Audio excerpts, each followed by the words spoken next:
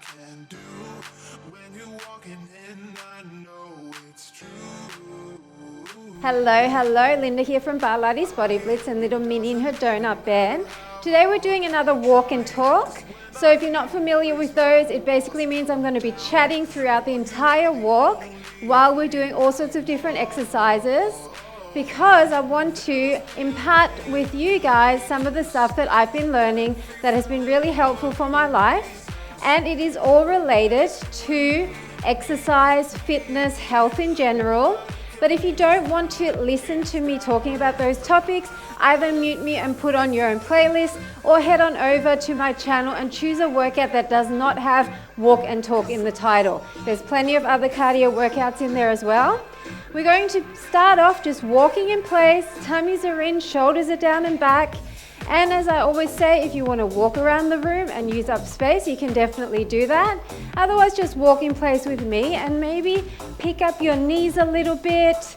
Might look a little bit different than if you're walking outside, but that's okay. Hopefully no one's watching. Use your arms, especially if you're using a step monitor. So today we're going to be walking for about 30 minutes, and it's going to be a bit of a core focus with the exercises.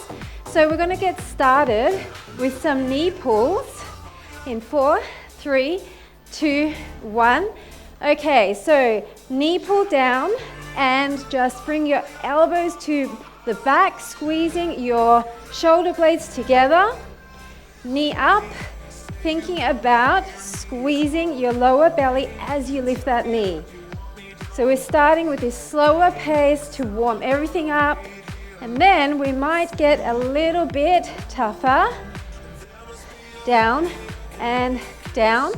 So the next round, I want you to speed it up. So just speed it up, exactly the same thing, but arms are a bit more diagonal now. Breathe. So today I want to chat with you a little bit more about the idea of being an individual that has their own boundaries, their own set of values, and that isn't just a sheep. Now I just want you to reach and tap. That isn't just a sheep that is kind of like a leaf tossed around in the wind, that is always doing things that everyone else around you wants them to do, but instead someone that can stand on their own 2 feet, who is grounded, who knows who they are, who is able to set boundaries that are healthy for them, and someone that respects themselves. Now, behind, and it's like a punch across and a curtsy step behind. Someone who respects not only themselves, but who has the respect of others. And the way I want to talk about this is I want to go back to why people often become people pleasers, and why people often feel, let's just stay on one side, that they need to stay in the safe zone, not rock the boat, and do everything that people around them want. Now, I am only speaking from this side of the story because that's my tendency, or was my tendency. But of course, there's the other side of the story where people are the takers, the narcissists. So I'm not speaking from that side. I'm speaking more from the people that might consider themselves to be empaths. They might consider themselves to be very in tune with what other people feel, and to be very sensitive, and to just want to help people. They might be the person that everyone goes to with their problems, wanting comfort, wanting help. You know the ones, right? And you feel so obliged. So side and then reach, side and then reach. Often we feel so, if you're one of those people, we feel so obliged to help everyone. And it almost becomes like an identity that helping people makes us feel so good that we don't want to stop doing it. And as a result, we seem to attract all these people that need our help. but at what expense, right? Now shift and then leg up. So it's a rotation through the waist and then one with the leg up. So at what expense? Often it's at our own expense. Often it can be at the expense of losing who we really are and doing the things that really give us joy and purpose. And sometimes we are so used to doing this and have done it for so long that we don't even know, other side, we don't even know who we are. We don't even know what our needs are. We don't even know what we want because all we have ever done is give to everyone else. So where does this all come from? And I have talked about this a little bit in some of my other walk and talks, but I want to touch on it again. Basically, as babies, we have our basic needs, and because we are babies, let's go twist and then insole, twist and then insole. Because we're babies, it means that we have to have our needs met by our primary caregivers, right? We cannot meet our needs ourselves, obviously. So we learn how to read our caregivers' signals. We learn when, let's go here and then tap. So one rotation knee, one tap. We learn when our caregivers are happy with us and when they're not happy with us quite quickly. We learn to read their facial expressions, their tone of voice. We become very good at it because it basically means if we keep them happy, we will have our needs met. But if they're upset with us, then we won't. Other side, then we might starve. And it's not rational because in most cases that would never happen. But back from our forebears, back in the hunter-gatherer tribes, maybe that was the case. Maybe the babies that were too much work got left behind. I don't know. Anyway, that's another topic. Let's not go into that. So going back to the babies in our society, and I am talking about down and hip, down and hip, down and push your hips slightly to the front. So it's a squat and hip. I'm talking about parents who love their children as well. You know, obviously there are some cases of neglect. I'm not really talking about that. I'm just talking about good-hearted parents who love their children, who want to do the best by their children, and who do provide their needs. Even in those situations, let's go behind and big open arms. Even in those situations sometimes, unfortunately, there can be some conflict. There can be times where the parents are going through stress, and all of that is picked up by the child. And because when we first come out of the womb, we don't know much, obviously. So we almost morph with our primary caregivers. We're going to go across and then touch. So it's a knee across and then a leg in the same direction. It's almost like we morph with our primary caregiver's nervous system. So when they're happy, we're happy. When they're sad, we're sad. When they're stressed, we're stressed. It's this weird biological thing that happens, and it's quite unfortunate because then the child also finds it hard to differentiate, other side, what is their fault and what isn't. They tend to think everything is their fault. So if parents divorce, for example, often children cannot understand that their parents just have their own things going on because of their own trauma patterns. They think it's their fault. If I could have been a better child, then maybe, just maybe, my parents wouldn't have divorced. So it's very complex, the psychology. Let's just walk in place. The psychology of children and the way that their nervous system develops and how intertwined it is with their caregivers, all of that is extremely complex. And even well-meaning parents don't realize that some of their behaviors are setting their children up for becoming people pleasers. So we're going to go side and side and leg side and leg side. So knee, and then tap the side of your leg if you can.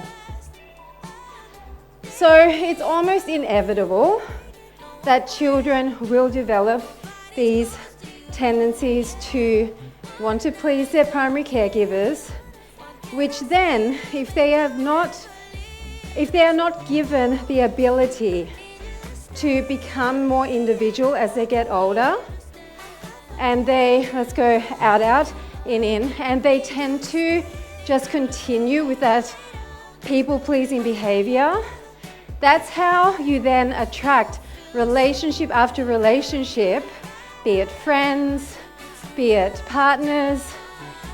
You tend to, even in co-workers, you tend to have those same dynamics over and over again.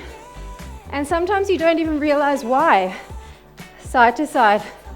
But it's like you become a magnet. If you're very empathic, you're very sensitive, you become a magnet for those people who need a listening ear, because they can sense your energy. They can sense that you have that nurturing type energy that wants to please people. So that's kind of a little bit about where it comes from. And there's nothing wrong with it. This is the other thing I wanted to say, back behind and across. So it's very much a back behind and then across. So I wanted to say that there is nothing wrong with developing any type of coping mechanism in order to get your needs met. All children do it to a certain degree, even in households where the parents are very loving. Other side, back behind and across. Everyone does it. The difficulty lies in the fact that people will continue that same coping mechanism, that same behavior into adulthood if they have not learned to become individuals. Okay, so some people call it to become individualized, and basically it starts happening at quite a young age. We're going to go touch, touch, and then behind, behind, in front, behind, behind. It usually happens when you start going to school and you're around your peers, you figure out boundaries, what you like, what you don't like. But if you happen to have very controlling parents who maybe won't even let you go on play dates, who maybe just, don't even want you to go and play in the street. One knee, one kick, one knee, one kick. Then you have this fear to do with social situations and to do with perhaps being yourself and doing things by yourself, because that control that is around your life from your caregiver is actually giving you the message that you're not okay on there by yourself or out there by yourself. Just twist and tap. So you're not okay in the big wide world. You have to have someone looking over you, and you never develop that sense of autonomy where you learn your boundaries through interacting with others. And that is really the best way to set yourself up. Let's go into turnout position, turn out, and then knee up. This is the best way, through play, through interaction, through socializing with other kids, the best way to find out what you really like, what you're good at, what you enjoy, what you don't like. So it's a very important time for children. And it then continues through adolescence, where children then start to have romantic interests, and that opens up a whole new kettle of fish in terms of boundaries and in terms of preferences. So if a healthy child is able to develop themselves and become individual and learn to set boundaries so that their needs are continually met in an adult way now, once they become adults. Let's go tap underneath, little clap.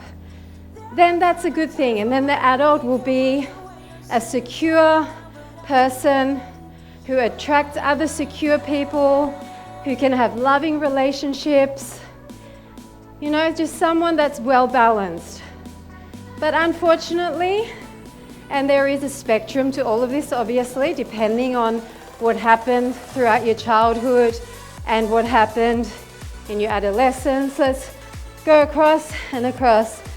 So there is a spectrum, but a lot of the time, people don't grow up as adults who are very balanced.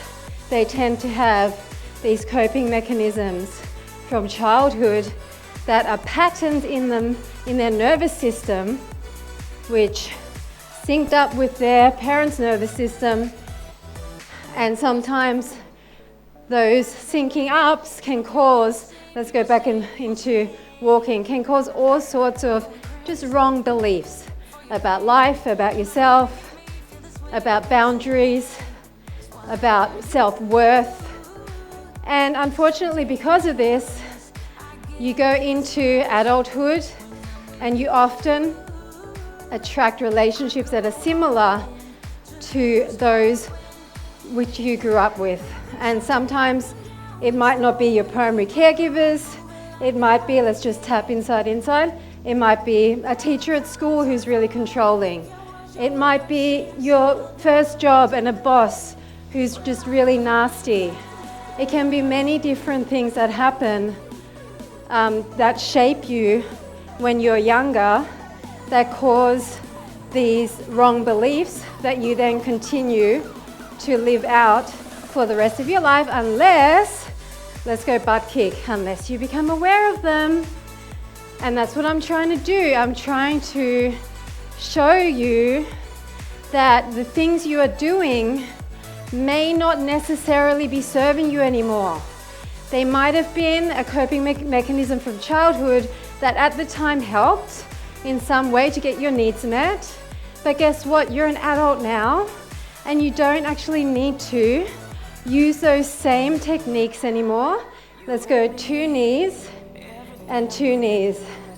You can now approach things from a place of autonomy, from a place of being an individual who has the ability to say yes and no, not according to what other people want, but according to what you want.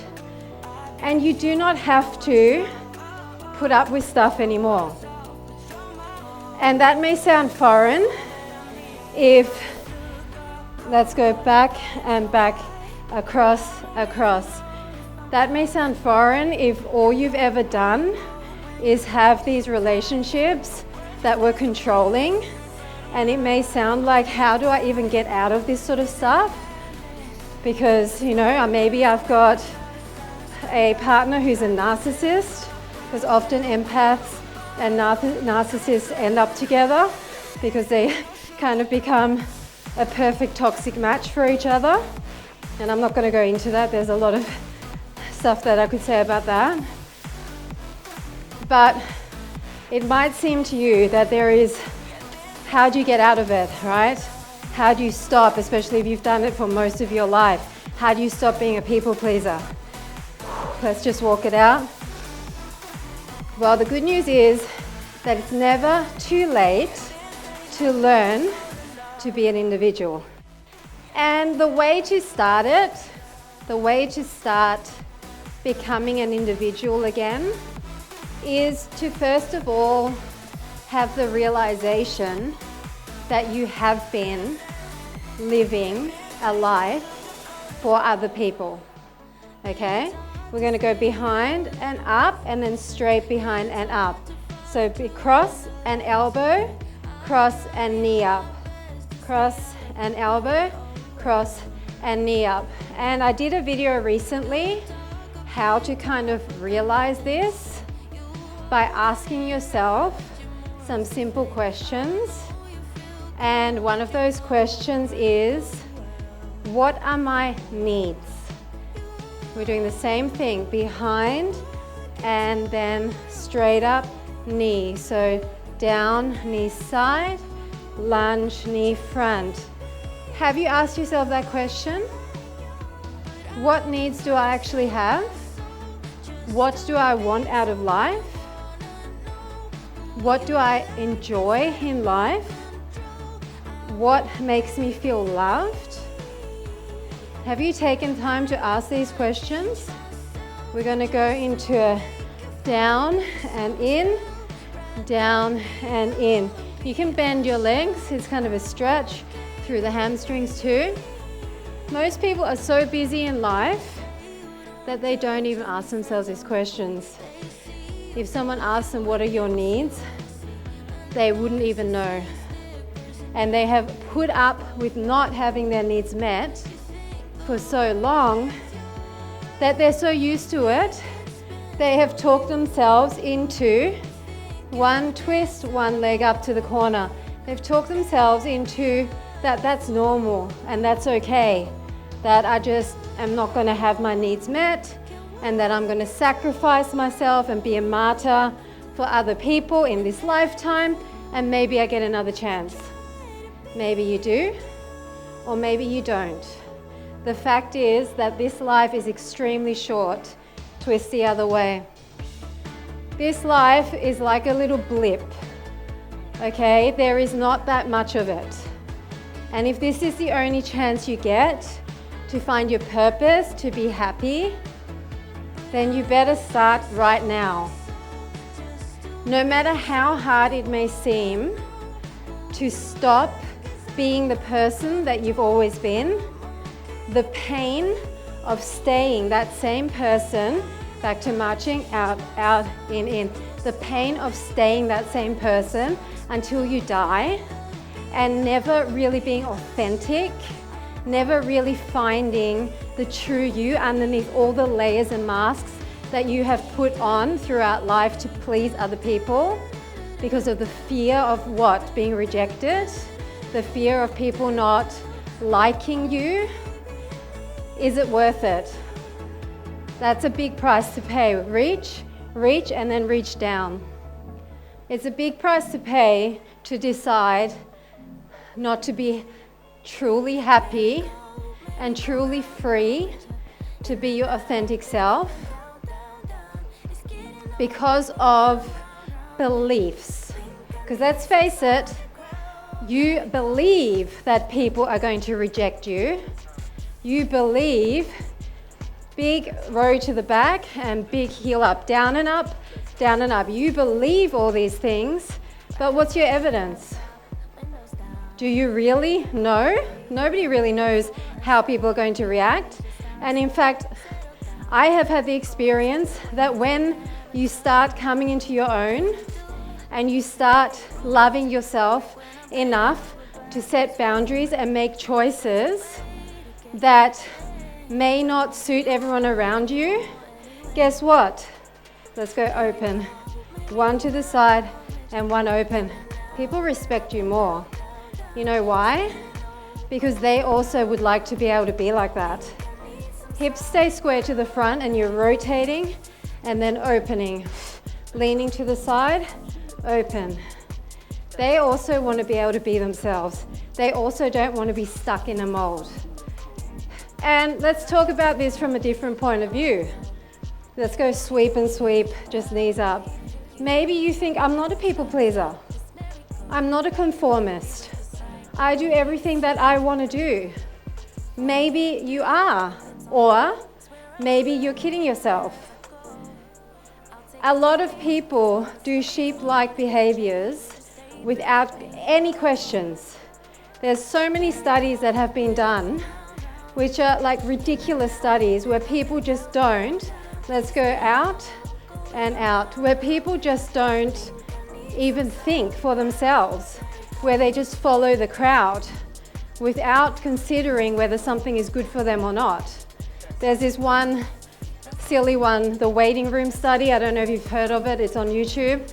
Basically, there's this like doctor's waiting room, and there's some people in there who decide that every time this bell chimes, which is like once every minute or so, let's go up and down, big chop, and twist through the waist.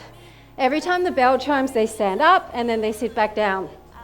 So there's a whole bunch of people in there that start that off, and then every single new person that comes into that waiting room, they first of all stay seated, but then when this happens a few times, they don't ask any questions.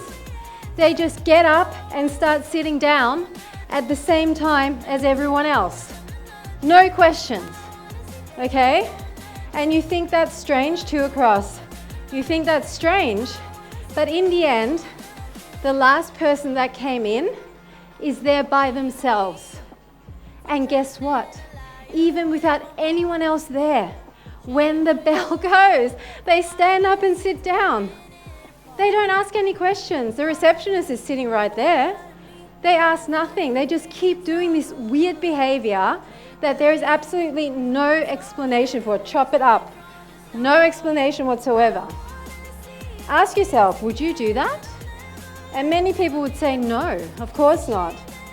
But maybe there's other cases that are not so extreme that you would just go along with because you don't want to rock the boat.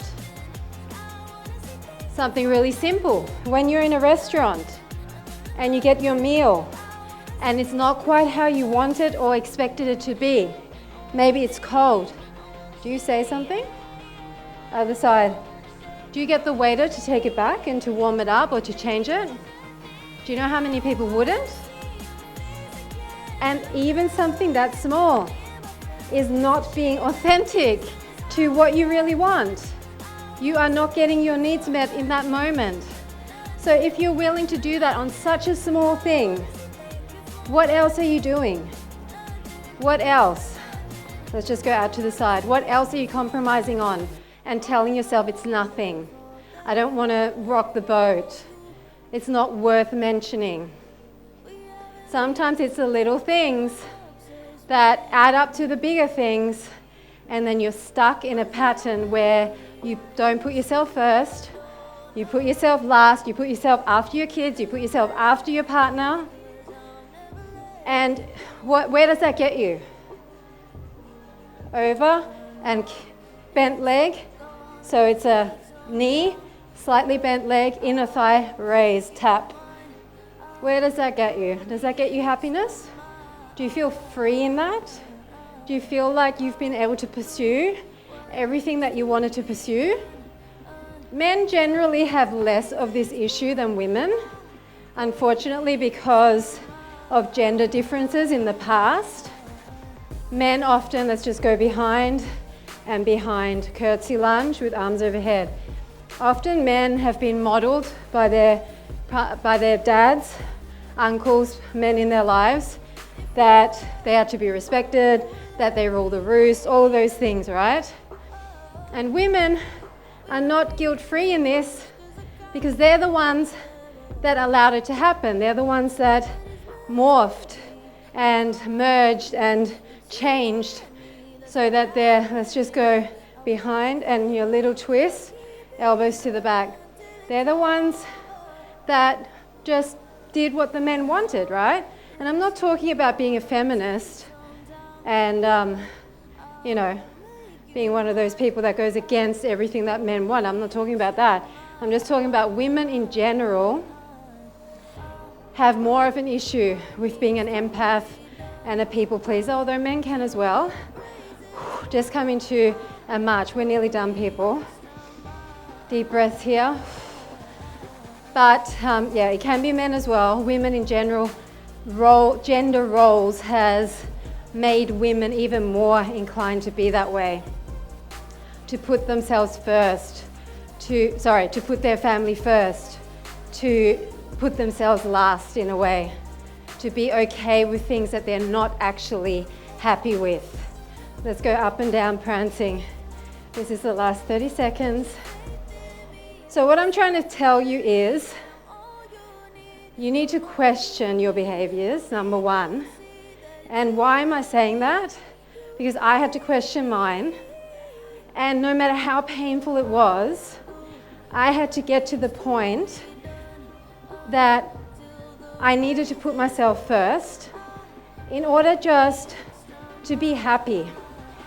Out and in. I thought that was the last 30 seconds, but this is the last 30 seconds. Out and in fast. Finish it with me. And for me, as I've mentioned many times, I got sick and that kind of forced me to look at myself. But for you, if you're listening to this video, I hope that it's a wake-up call for you and that it's something that will just spark that question in your mind. Just walk it out with me. Spark that little question in your mind. Am I really being authentic? Am I enjoying my life? Am I just doing what everyone else wants me to do? Have I still got that pleasing mummy and daddy mentality and I've just transferred it on to other people in my life? And no matter how difficult it may be, making it one little step towards freedom, taking that one little step towards saying no to something you don't really want to do and yes to something that you do want to do, that is the way out. Just tiny little steps. Because those tiny little steps will prove to you that actually people don't care as much as you think. They're not going to reject you in the way that you think, and that they will actually respect you more for being your true self and for setting boundaries and taking care of yourself. There's a really cool meditation that I came across recently called the frame technique. It's learning how to become separate from other people and situations. I'll link it below. It's a really cool video. And that is definitely something that can help you to become more individual again. It could be a long road, or if you really get this and you start getting angry and you just want to just get to the bottom of it and do something about it, it could actually be a relatively short road. It doesn't have to be a long road. The pendulum may swing from one side to the next. You may go from being a people pleaser to then realizing it, to then hating the world, and then coming out of that and then learning to find balance again and to be the loving, true self that you are. And that might be a rocky road, and some people might not be able to handle that rocky road. But the true people in your life that are really there for the true you, that love you, they're going to stick around no matter what you do. And if they don't, then maybe they weren't meant to be part of your life. And that's okay too, because there'll be other people that come into your life. Think of it all as a journey. Think of it as this life is like a schoolroom. You're learning lessons, you're changing, you're developing, you're growing, and sometimes you get things wrong. Sometimes bad situations happen, sometimes good situations happen. But at the end of the day, it's all about growth and finding yourself, aligning with your true self. So I'll link the video below, but I'm probably going to talk about this topic about the whole frame technique and learning to become an individual a bit more. And just really quickly to finish off, the reason I'm talking about all of this is because when you are truly yourself and you learn to take care of yourself and love yourself, then your body and your nervous system can relax. They are no longer constantly in fight or flight because you're doing things that you don't really want to do. Every time you do stuff you don't really want to do, you're setting yourself up to be stressed. And even though logically you tell yourself, I'm fine, and this person should come first, and blah, blah, blah, your nervous system doesn't know that. All your nervous system knows is that anxiety that's rising, right? The fact that you don't really want to do something, but you're pushing that down. All your nervous system knows is that the real needs are not being met. And so you're constantly in high levels of stress, even though you might not know it, and logically you try to rationalize it away. And guess what that stress is? It's cortisol, people. And guess what cortisol does? It gives you fat, because when cortisol floods your system, you can't use stored fat as fuel, and it puts all sorts of imbalances in your hormonal system, in your endocrine system, and you don't want that. So if you want to lose body fat and be the healthiest that you have ever been, sort out your misalignment with your true nature. That's what I'm trying to say. Anyway, if you have any questions about this, comment below. I know it's a lot. Sometimes I just blur and I've got all of this stuff in my head and sometimes it doesn't come out in a very neat package. I hope you'll bear with me with these walk and talks. I'm still finding my feet with it all. I hope it's helpful to some people and I enjoy doing it and the time flies. So thank you so much for joining me once again and I will see you very soon for another walk and talk. Bye for now.